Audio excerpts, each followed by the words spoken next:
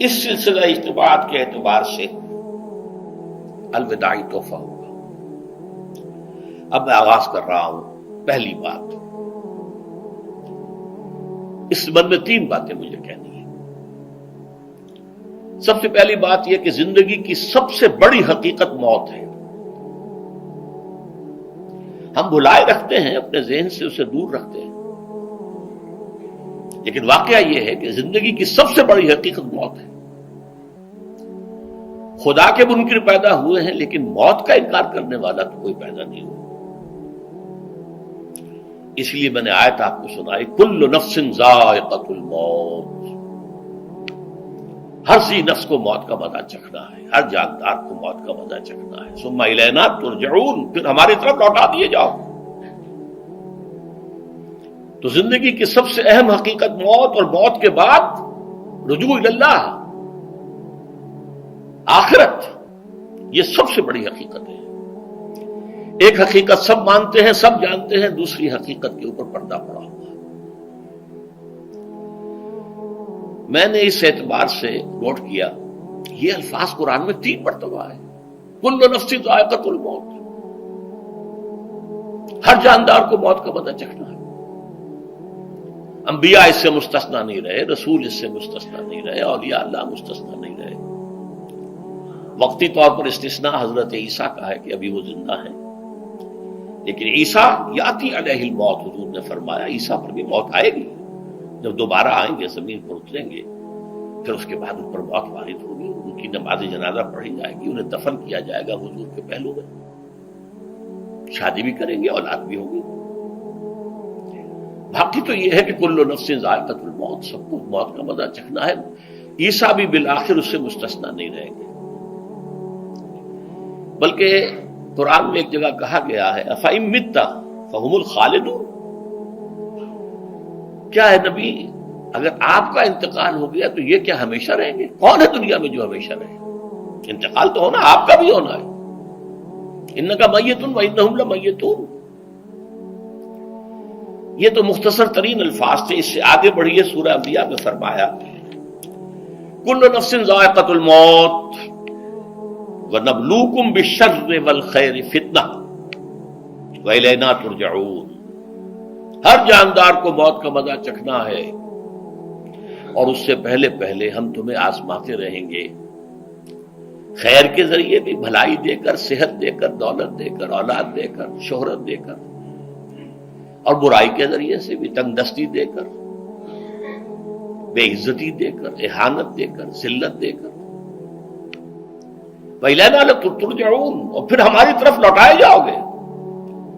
یہ وہ دوسری حقیقت جو میں نے کہا کہ جس پر پردہ پڑا ہوا ہے، بہت بڑا پردہ ہے۔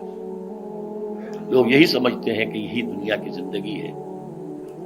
قرآن کہتا ہے إِنَّ الدَّارَ الْآخِرَةَ لَهِيَ الْحَيَوَانُ لَوْ كَانُوا يَعْلَمُونَ، یہ تو آخرت والی زندگی ہے جو اصل زندگی ہے، کاش کہ انہیں معلوم ہوتا۔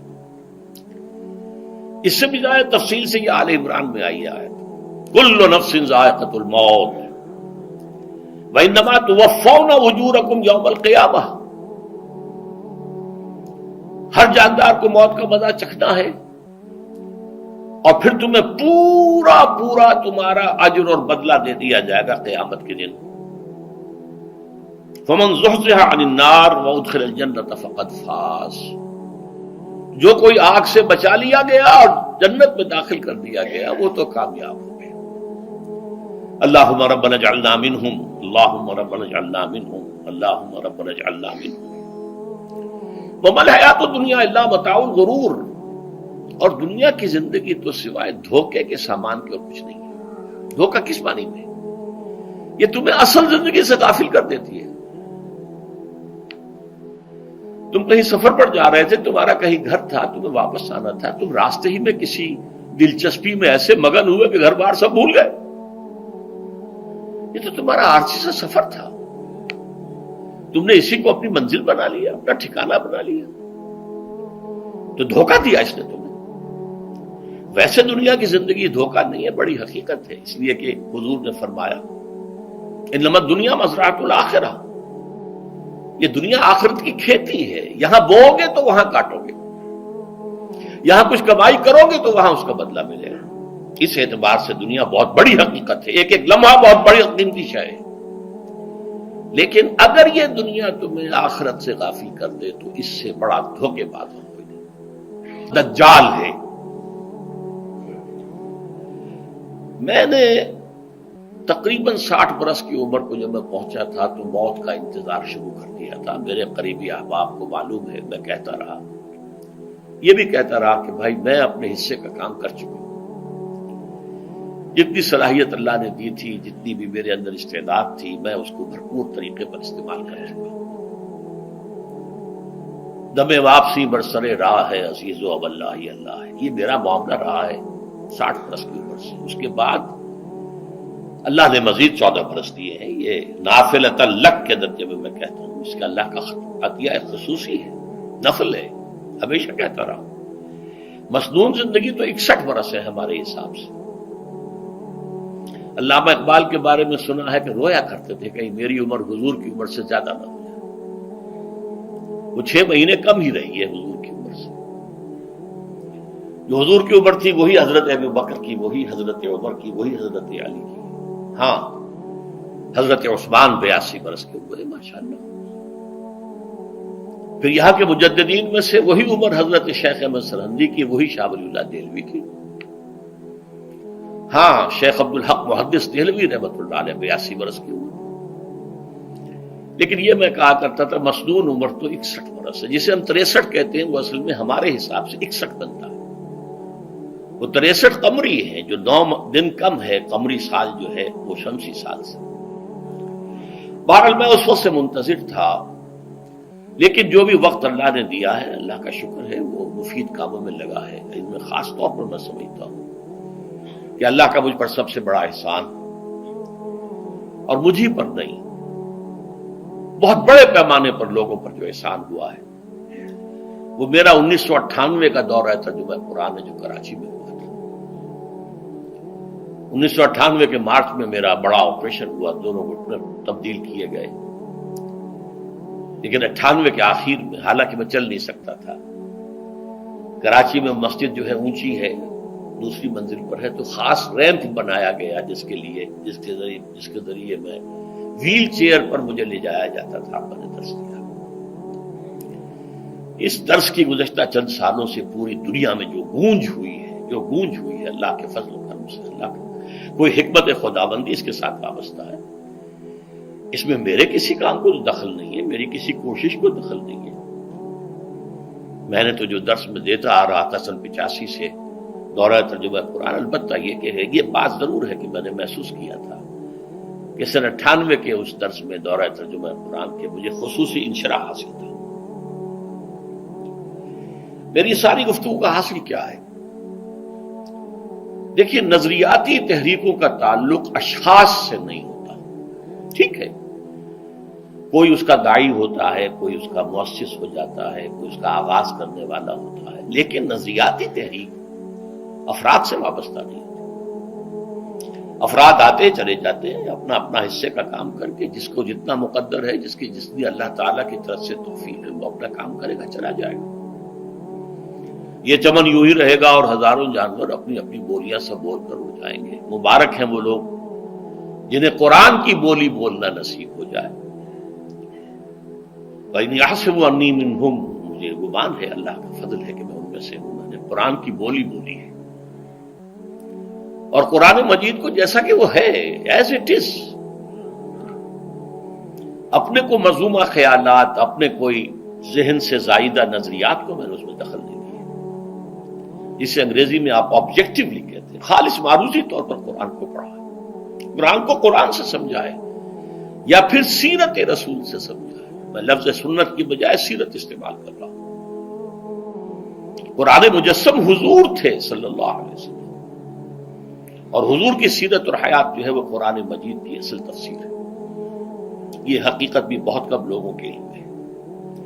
وہ احادیث کا نام تو لیتے ہیں، احادیث بھی ہے، سیرت بھی تو احادیث ہی سے ہمیں ملتی ہے، لیکن میں خاص طور پر سنت یا حدیث کی بجائے سیرت کا استعمال کرتا ہوں۔ قرآن کی 2 سورسز ہیں، قرآن خود اور سیرت رسول صلی اللہ علیہ وسلم۔ بہرحال انشاءاللہ العزیز یہ کام بڑھے گا، چلے گا، یہ میں ابھی بعد میں عرض کروں گا۔ دوسری بات جو میں نے آیت پڑھی آپ کو، وَمَن نُعَمِّرْهُ نُنَكِّسُ فِي الْخَلْقِ أَفَلَا يَعْقِلُونَ، بہت بڑی حقیقت زندگی کی یہ بھی ہے، جس کی ہم عمر زیادہ کر دیتے ہیں اس کی خلقی صلاحیتوں میں کمی کر دیتے ہیں۔ موٹی بات ہے، بڑھاپا آئے گا، ہمیشہ کی مانی ہوئی بات ہے۔ اگرچہ جوانی میں آدمی بڑھاپے کا تصور نہیں کرتا، لیکن بڑھاپا آنا ہے، یہ بھی ایک حقیقت ہے موت کی طرح۔ غالب نے کہا تھا مزمحل ہو گئے قوائے غالب، اب عناصر میں اعتدال کہاں۔ ایک صاحب نے مجھے شعر سنایا تھا، ابراہیم صاحب تھے ٹونک کے رہنے والے،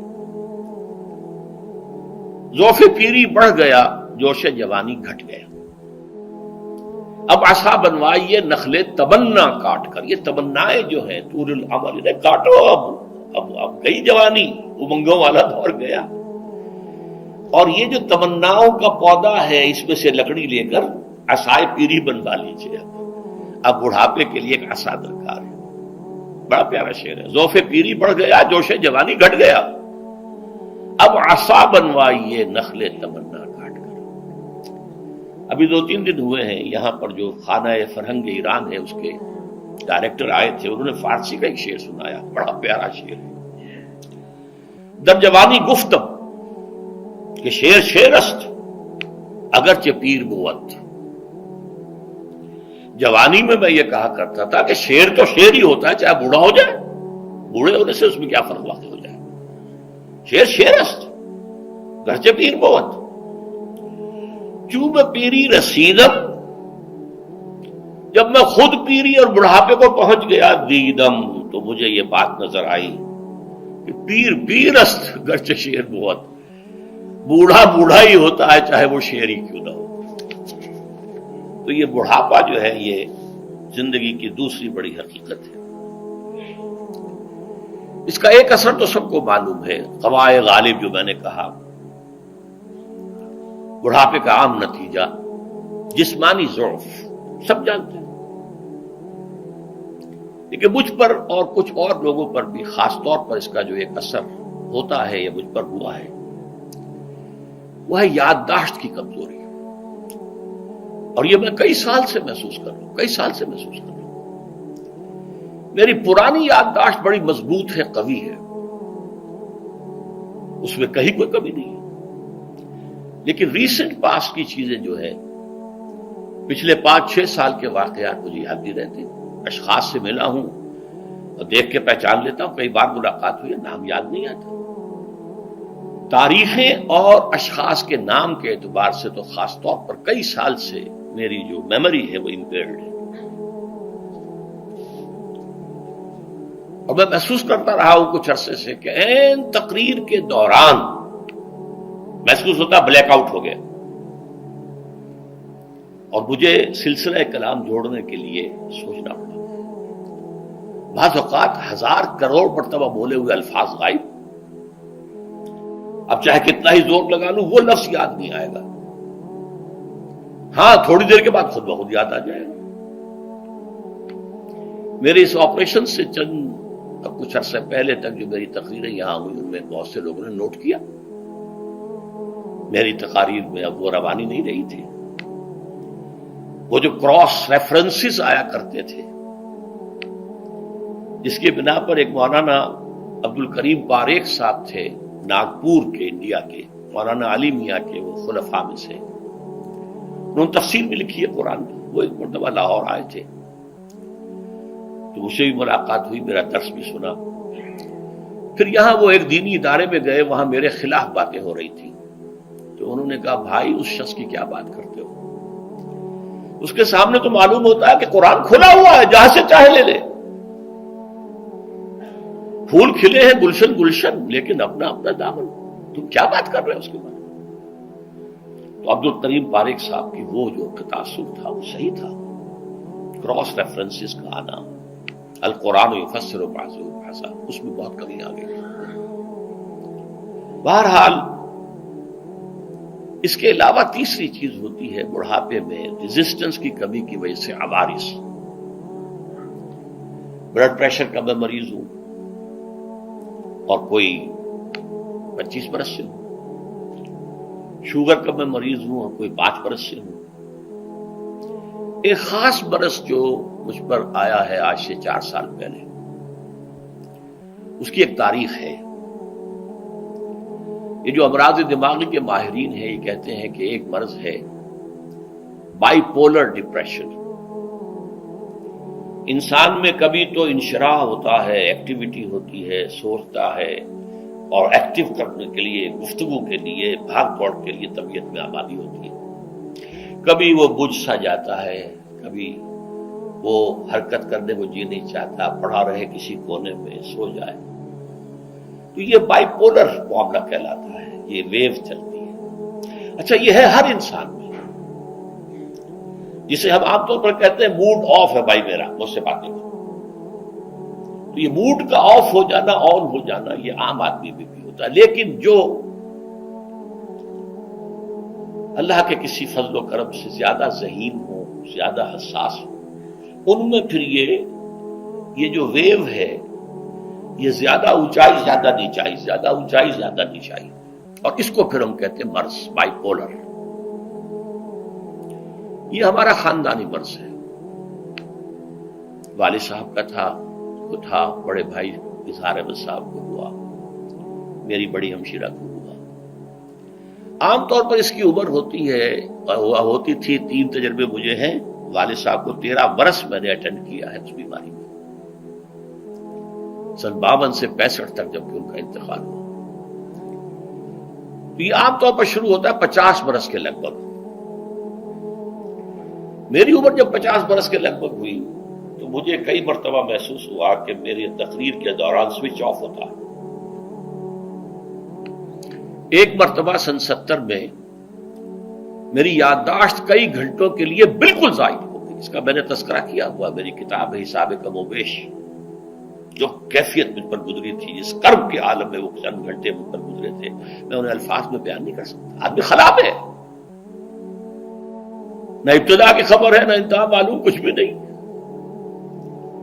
میں جب 50 برس کا ہوا اور یہ ایک مرتبہ مجھے جھٹکے لگے مسجد سمن آباد کے اندر، تو میں نے ڈاکٹر رشید چودھری صاحب سے، وہ میرے والد صاحب کے بھی معالج رہے تھے، میں نے ان سے کہا کہ یہ ڈینجر زون میں داخل ہو گیا ہوں. ان کا نہیں، آپ کو یہ نہیں ہوگا، اس لیے کہ آپ اللہ کے کتاب کی خدمت کر رہے ہیں. تو ان کی یہ بات پارشلی ٹروتھ نکلی کہ 70 برس کی عمر میں مجھ پر یہ 20 برس اللہ تعالیٰ نے مجھے اس میں ایک بونس دے دیا. 70 برس میں ظہور ہوا. اس کا ایکسائٹنگ کاز بنا ہے افغانستان میں جو حادثہ ہوا طالبان کے ساتھ. اتنا صدمہ مجھے تھا، ایک دم بیٹھ گیا.